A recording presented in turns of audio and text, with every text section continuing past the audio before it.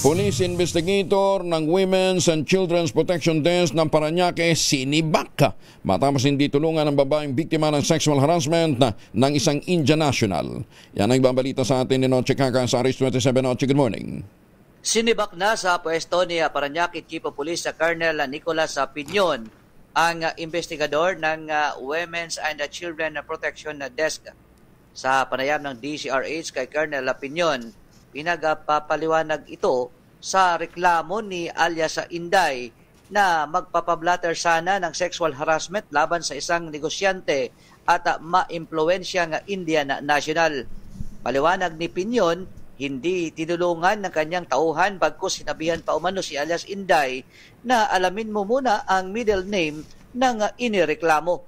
Ayon pa kay Piñon, nalaman na lang umano niya ang insidente ng maibalita sa DCRH. Dahil dito, agad kumilo si Piñon at pinasundo ang complainant na si alias Inday. Natutuwa naman at nagpapasalamat si alias Inday kay Piñon sa mabilis na aksyon ng Parañaque Police Station na noong una ay nadismaya siya sa inasal ng duty officer. Sabi ni Piñon, welcome sa kanyang tanggapan ang anumang uri ng reklamo para agad na maaksyonan. Samantala, disappointed naman si alias Inday sa ilang tauhan ng barangay Don Bosco. Anya, pinahintay umano siya ng matagal na kalaunan ay inendorso din siya sa Parañaque PNP. Wala umano siyang napala dahil kilala umano ng barangay ang inireklamong dayuhan. Mas pinakinggan pa umano ng barangay ang respondent na dapat sana inimbitahan at dinala sa police station. Narito si alias Inday.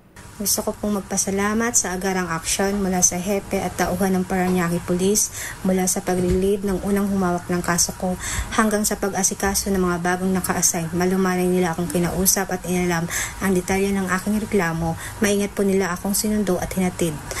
Ang nakuha nilang salaysay ko ay kanilang ipapasa sa Lunes, July 2025 sa Parañaque City Hall. Satisfied at kampanting uusad ang kaso ko. At gusto ko ring ipaalam ang aking pagkadismaya sa ilang tauhan sa Don Bosco Barangay Hall, lalo na sa mga tauhang responde noong gabi na nangyari. Dahil sa kanila nakalaya po yung taong may gawa na wala man lang akong pinanghahawakan. Kahit ang report nila sa pulis ay mali-mali. Umabot sa punto nabatid na pinisil-pisil umano ng foreigner ang kanyang hita habang nagpapamanicure sa loob ng salon. RH27, Noche Caca, DCRH, una sa Pilipinas, una sa Pilipino. Maraming salamat, Noche.